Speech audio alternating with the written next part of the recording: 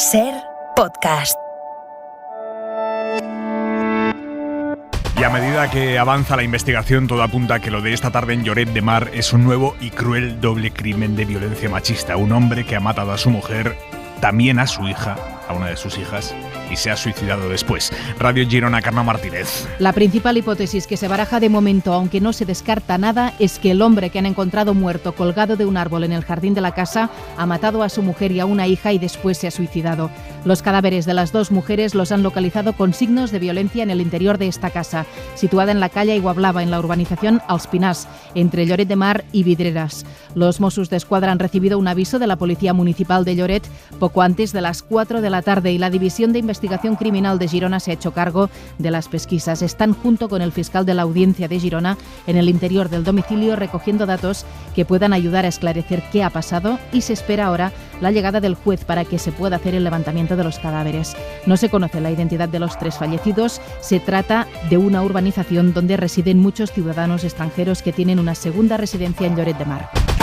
Esta noche vamos a tener una edición especial de Hora 25. Adelantamos la mesa del análisis a las 9:30 con Esther Palomera, con Carlos Cué, con Santiago Martínez Vares. Adelantamos la mesa porque en el tramo final del programa, a partir de las 10:30, vamos a ofrecerles un especial histórico sobre el fusilamiento de Julián Grimau, el comunista al que el franquismo detuvo, torturó salvajemente y fusiló en una noche como la de hoy, la del 19 al 20 de abril de 1963. Es un documento con muchísimas voces, historiadores, analistas, protagonistas, un documento en el que el equipo de Hora 25 lleva trabajando mucho tiempo y lo vamos a compartir con ustedes esta noche, como digo, a partir de las 10:30, las 9:30 en Canarias. Antes, la previsión del tiempo. Jordi Carbó, buenas tardes. Buenas tardes. Las próximas horas, hasta bien entrada la madrugada, se mantendrá la actividad tormentosa en prácticamente toda la península. Ahora las tormentas más activas se presentan entre Castilla-La Mancha y la Comunidad Valenciana, también al norte de Extremadura, y cuidado porque algunas tormentas van acompañadas de granizo y fuertes rachas de viento. Mañana, con el paso de las horas, irá mejorando en el oeste de la península, pero en cambio, cerca del Mediterráneo, las nubes se mostrarán más activas y a lo largo de mañana, aparte de viento cada vez más fuerte de levante, también la lluvia irá ganando intensidad. En general, mañana, ambiente entre fresco y frío. Hay media Hora 25 Deportes. Gallego, buenas tardes. Buenas tardes. Con jornada de Liga, en juego ya un partido. Mallorca 2, Alavés 0. Luego se jugarán el Betis Elche y el Villarreal Valencia. Y tenemos nuevo capítulo de las artimañas de Rubiales y Piqué para llevarse la Supercopa a Arabia Saudí. Hoy en los audios revelados por El Confidencial, Rubiales y Piqué traman cómo convencer al presidente del sindicato de futbolistas, David Aganzo, para que aprobase el calendario de la Supercopa, ocultándole, por supuesto, el acuerdo previo que existía entre ambos. Gallego, enhorabuena. Y a ti también, a todos, gracias. Y muchísimas gracias al 1.046.000 personas que cada noche escuchan Hora 25. Estamos enormemente agradecidos, solo podemos devolverles el compromiso de seguir peleando cada día para llevarles a su casa, a su coche, a sus auriculares, la mejor información y el mejor análisis. La fuerza de tu voz nos hace líderes. Porque según el último estudio general de medios, tú y 4.366.000 oyentes más os unís cada día a la cadena SER para compartir un modo diferente de entender la radio, de entender la vida. Gracias por ayudarnos a seguir siendo la radio líder y de referencia en nuestro país. Cadena SER, la fuerza de tu voz. Debe de haber a esta hora alguien en la sede del BOE que tiene ya en su ordenador el documento más preciado ahora mismo, que es el decreto completo con los detalles de la retirada de las mascarillas. El decreto que ha aprobado hoy el gobierno, de momento no se conoce su contenido literal, mañana se publica y en ese momento entrará en vigor y ya no habrá que llevar mascarillas en interiores. Hoy la ministra de Sanidad ha avanzado algunos detalles sueltos pero muy concretos de cómo se va a aplicar esta medida, esta nueva etapa casi sin mascarillas. Por ejemplo, para coger el metro o para coger el tren, podremos ir sin mascarilla por la estación y en el andén, pero al entrar en el vagón, ahí así habrá que ponérsela. Mariola Lourido, buenas tardes. Buenas tardes, Aimar. Es una de las novedades. La mascarilla deja de ser obligatoria en los andenes y en las estaciones de viajeros. Hasta ahora sí lo era. Solo tendremos que llevarla, como dices, dentro del propio medio de transporte, dentro del autobús, el metro, el tren, avión, barco o el taxi. Otra aclaración que ha tenido que hacer la ministra Darias ante las dudas: las empresas deberán justificar muy bien si la imponen en el trabajo, porque la regla general, insisto, es que no serán obligatorias en el ámbito laboral. Ahora bien, si los servicios de prevención hacen una evaluación del riesgo de ese puesto de trabajo y determinan otras medidas, incluida lo de la mascarilla, sí será obligatoria. Siempre en función del riesgo, pero dejando claro que la regla general es la no obligatoriedad en el entorno laboral. Contarán con una guía, pero todavía se está consensuando, así que se retrasa su publicación. Y esta semana, Aimar, llena de liga y llena de fútbol, la ministra ha confirmado que también a partir de mañana la mascarilla ya no será obligatoria en los estadios ni tampoco en las canchas de baloncesto. En realidad, en todos los ámbitos pasa a ser una recomendación individual de uso responsable, excepto en tres terrenos: centros, servicios y establecimientos sanitarios, residencias y transporte público. Mariola, gracias. A ti, hasta luego. Es una noticia política importante de esta tarde. Pere Aragonès, el presidente de la Generalitat de Cataluña, amenaza con romper las relaciones políticas entre la Generalitat y el gobierno central por el escándalo del espionaje a más de medio centenar de líderes independientes catalanes a los que entre 2017 y 2020 se les espió el móvil con el programa Pegasus. Es un programa israelí que en teoría solo pueden comprar y utilizar gobiernos internacionales, no particulares.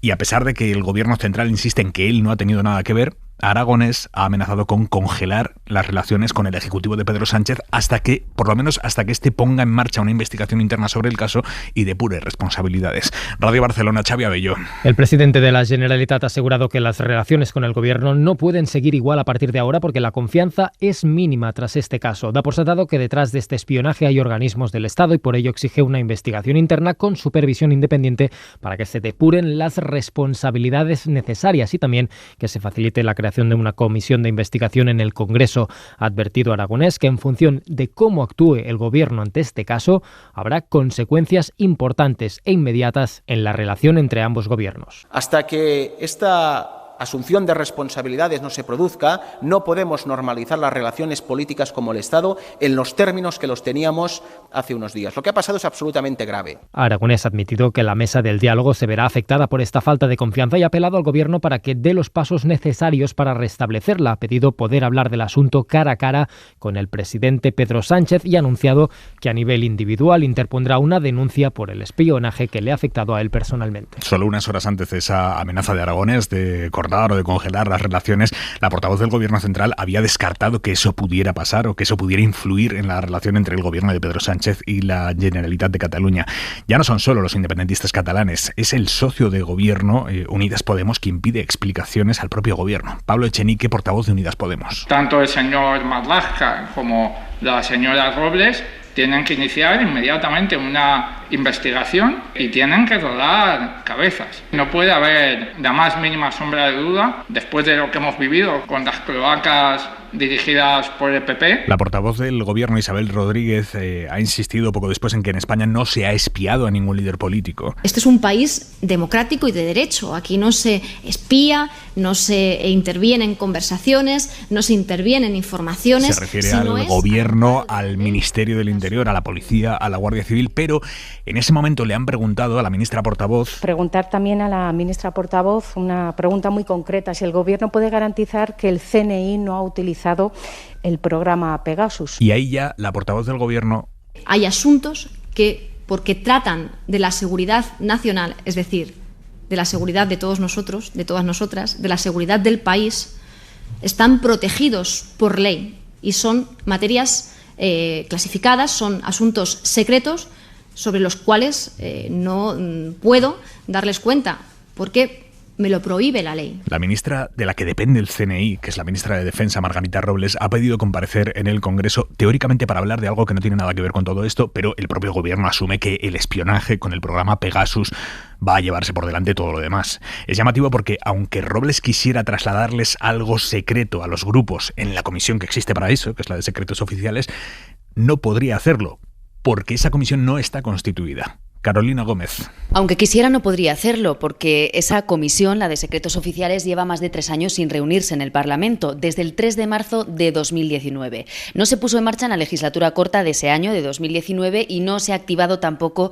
en los 2 años que llevamos de esta última legislatura. ¿Por qué? Pues fundamentalmente por los vetos cruzados. La derecha no quiere que participen ni Esquerra, ni Bildu, ni la CUP, y para constituirla se necesitan 210 votos, 3/5 de la Cámara, así que, aunque el PSOE la quiera reactivar, como ha dicho, necesita o bien que la derecha acepte la participación de los independentistas o bien que ellos y sus socios de Podemos unan sus votos a PP, Vox y Ciudadanos para constituirla al margen de estos, algo que tampoco parece muy probable en este momento. Así que Margarita Robles, aunque quisiera, no podría dar explicaciones en esa comisión que se reúne a puerta cerrada y que permitiría a la ministra aportar información que puede ser más delicada, algo que no puede hacer en la Comisión de Defensa donde ella comparece y que se retransmite en abierto. Esto significa que el CNI lleva 3 años sin ser controlado por el Congreso, ni se fiscalizan, por tanto, los gastos reservados ni las operaciones secretas. Este escándalo del espionaje a líderes independentistas catalanes y vascos ha llegado hoy a Europa, porque justo esta tarde, estaba previsto ya de antes, pero justo esta tarde se ha constituido una comisión en el Parlamento Europeo para analizar el riesgo que supone precisamente el programa Pegasus de espionaje. Y aunque no existe ninguna prueba de que España esté detrás de este caso concreto de espionaje, hoy los mensajes que se han escuchado en esa comisión esta tarde han sido de eurodiputados que consideran inaceptable la mera posibilidad de que un Estado miembro use ese sistema como instrumento de espionaje político. Griselda Pastor, buenas tardes. Hola, muy buenas tardes. Enorme perplejidad si hemos podido constatar hoy entre los eurodiputados por la extensión del caso catalán y porque además afecta, y esta vez sí, directamente a personas con escaño en el Parlamento Europeo. Por esto, aunque la Comisión mantiene que esta es una investigación que debe hacerse a nivel nacional, desde el Europarlamento los miembros de esta nueva comisión le dicen que no, que hay que actuar y que hay que hacerlo desde Bruselas. Many of us were afraid that surveillance spyware also in the hand of European Union. Muchos de nosotros estamos profundamente perplejos ante el hecho de que haya estados en la Unión que puedan utilizar este programa, afirma la eurodiputada verde alemana Hannah Neumann en una rueda de prensa previa a la constitución de esta comisión que inicialmente parecía dirigida, pensada para estudiar el uso de este programa en Polonia y Hungría, pero que acaba de ampliarse a España. Se ampliará a cualquier otro Estado miembro que tenga este problema como denuncia sobre la mesa política, pero hay que decir que este caso ayuda muy poco a la credibilidad del Estado español en el debate ante el independentismo catalán. En Castilla y León, hoy Fernández Mañueco, que va a gobernar con Vox en coalición, ha ofrecido en su investidura como presidente: ofrezco moderación, diálogo, tolerancia, integración y un espíritu abierto y constructivo que permita crecer con la diversidad a de la opiniones. investidura de Mañueco no ha acudido hoy Feijóo, evitando la foto con Vox. Ahora vamos con eso, pero sí ha ido a Valladolid, entusiasmada con el pacto con Vox, Isabel Díaz Ayuso. El día de hoy es un día de alegría y además creo que aquí se ha alcanzado un gran pacto entre el Partido Popular y Vox, y sobre todo me congratula saber que para los próximos 4 años la Comunidad de Castilla y León es una comunidad socialismo free, así que creo que por todo esto es un buen momento para celebrar. Socialismo free, extrema derecha full. Por cierto, el asesor político que idea todos estos titulares de Ayuso, Miguel Ángel Rodríguez, jefe de gabinete de Ayuso, le ha metido hoy un violento empujón a una periodista de La Sexta, Andrea Ropero, porque no le gustaba a Miguel Ángel Rodríguez que Ropero estuviera preguntando a Ayuso cuando él no quería. ¿Echa de menos que no está aquí hoy el señor Feijóo? Disculpe, ya ha hecho declaraciones, señora. Bueno, no hace falta que me empuje. No le he empujado. Me ha empujado. Lo que no hace falta es que haga usted no le voy a tolerar. Señora. No, yo no hago el ridículo. El que está haciendo el ridículo ahora mismo es usted, que me está... Él dice, no le ha empujado. Sí, le ha empujado. Un jefe de gabinete empujando a periodistas porque preguntan cuando él no quiere que pregunten. Que sepamos, a esta hora ni Rodríguez ni Ayuso han pedido disculpas por este empujón, que no es contra Ropero, es que es contra la prensa. Lejos de esa investidura de Mañueco, se ha intentado mantener hoy, decíamos, Feijóo, que decidió ponerse varias reuniones justo este martes, cuando ya sabía que hoy era la investidura de Mañueco, convocó a la patronal y a los sindicatos para presentarles su plan económico. La patronal por la mañana, para retomar la pasión perdida entre la COE y el PP en tiempos de Casado, y los sindicatos ahora por la tarde, que muy convencidos no han salido después de escuchar los planes de Feijóo. Vamos a escucharles a lo largo de esta noche en Hora 25. Pero más o menos fructíferas esas reuniones con patronal y sindicatos le han venido hoy estupendas a Feijóo como argumento para no estar en la investidura de Mañueco. Pues mire, yo es que estoy aquí, entonces o no hablo con los sindicatos y no les presento la propuesta antes de que la evalúen también mis compañeros en el comité ejecutivo, que es el miércoles, o le voy a dar un abrazo a Alfonso, ¿no? Hasta ese argumento es llamativo, la supuesta urgencia por presentarles hoy el plan económico a los agentes sociales para hacerlo antes de presentárselo el miércoles al comité ejecutivo del PP. O sea, llamativo lo de presentarles antes sus líneas económicas a terceros antes que a los propios directivos del Partido Popular. Más allá de tretas argumentales, el hecho es que hoy Feijóo se ha quitado de en medio, se lo ha reprochado, como van a escuchar veladamente, el líder de Vox. No había hoy ningún sitio en España más importante para nosotros que estar en esta toma de posesión. En el equipo de Feijóo reconocen, a preguntas de la SER, que cuanto más lejos de una foto con Vox, mejor. Mariela Rubio, buenas tardes. Buenas tardes, aunque según han confirmado desde Génova, Santiago Abascal y Feijóo se intercambiaron varios mensajes cuando el nuevo líder del PP fue elegido en su Congreso de Sevilla. En el cuartel general popular pretenden mantener a Vox tan lejos como se pueda, es textual de un Núñez Feijóo que debe estar centrado, dicen, en trasladar a los españoles la alternativa económica del PP. De ahí que hoy Feijóo haya contraprogramado con una ronda de patronal y sindicatos a los que ha planteado su propuesta de bajada fiscal y racionalización del gasto público. La patronal ha cerrado filas con la propuesta, pero los sindicatos no solo se han opuesto a las bajadas de impuestos, sino que han pedido al presidente del PP un cordón sanitario frente a Vox. Unai Sordo, Comisiones Obreras. Instamos al Partido Popular a que contribuya a un cordón democrático sobre Vox. También Pepe Álvarez pedía un cordón sanitario, aunque decía que eso no solo es competencia del Partido Popular. Me parece que habría que crear las condiciones para que la ultraderecha tuviera aislada, y eso es una cuestión que no pasa solo por pedírsela al señor Feijóo. Por cierto, que Pepe Álvarez ha comparecido en la sala de prensa de Génova 13, un gesto que los de Feijóo han querido mostrar como un cambio de ciclo en su relación con los sindicatos.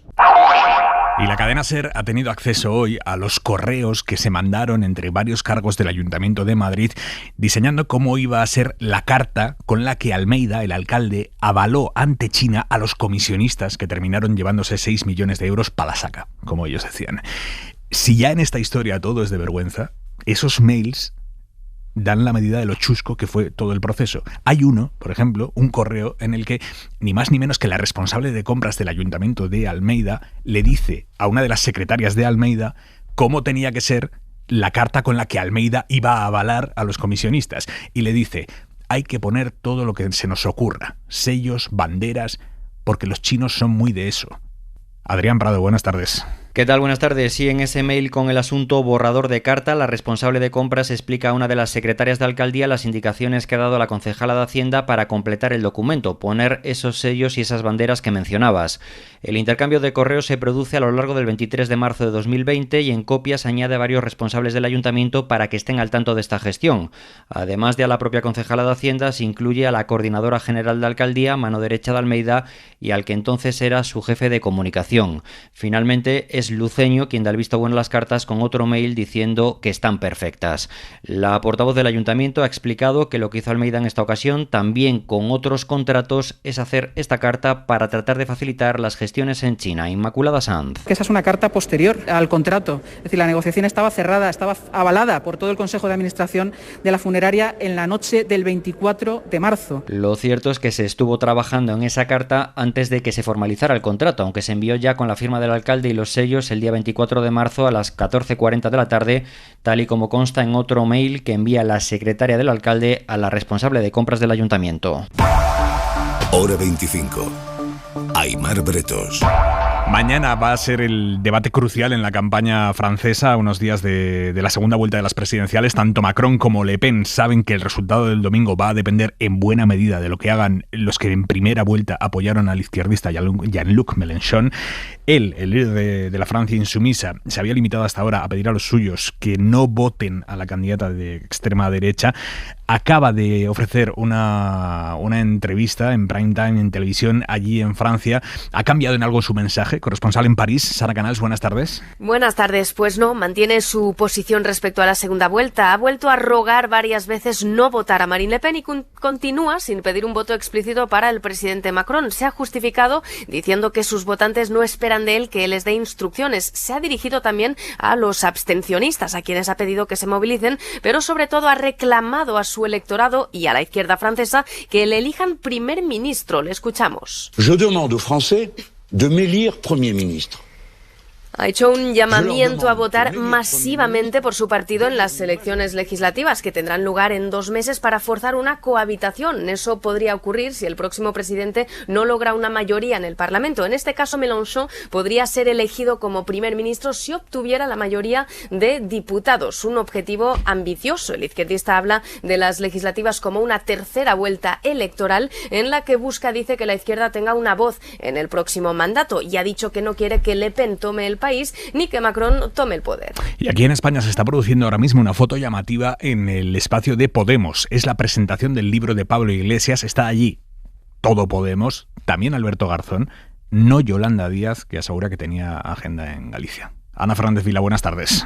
¿Qué tal? Buenas tardes. Sí, reencuentro público de toda la plana mayor de Podemos con el exlíder de su partido, empezando por las ministras Ione Belarra e Irene Montero, pero con la ausencia destacada de Yolanda Díaz, que está de viaje a Galicia, aunque sí ha habido recado de Iglesias a la vicepresidenta. Si precisamente nuestro espacio político cuenta con una figura, con una proyección espectacular como Yolanda Díaz, es porque hubo un núcleo de dirigentes de Podemos que en un momento determinado, contra el criterio de toda la progresía mediática, contra el criterio de una parte de nuestro espacio político, dijeron gobernar, gobernar, y el resultado de eso es que existe Yolanda Díaz.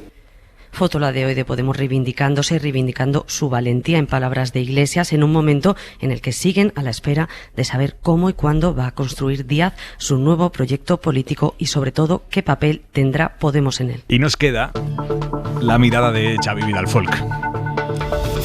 Resistir es vencer, es decir, no se gana porque se machaque al otro, sino porque se aguantan sus embestidas.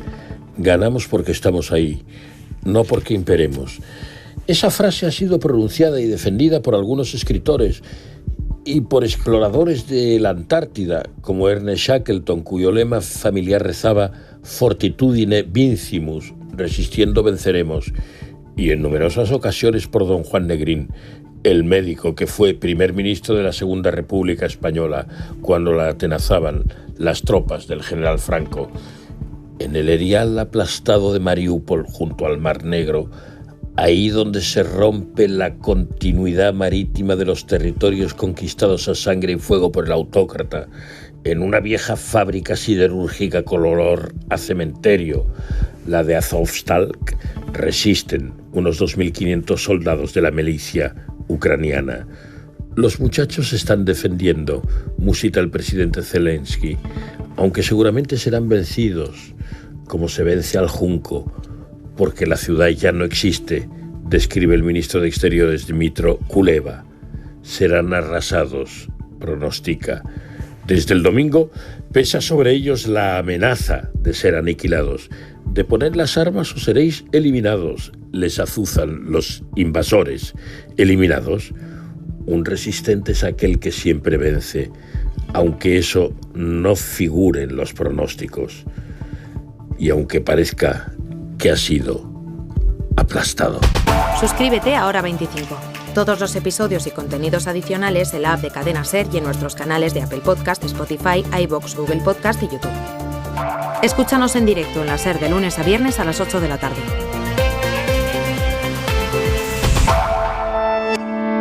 Cadena SER. La radio.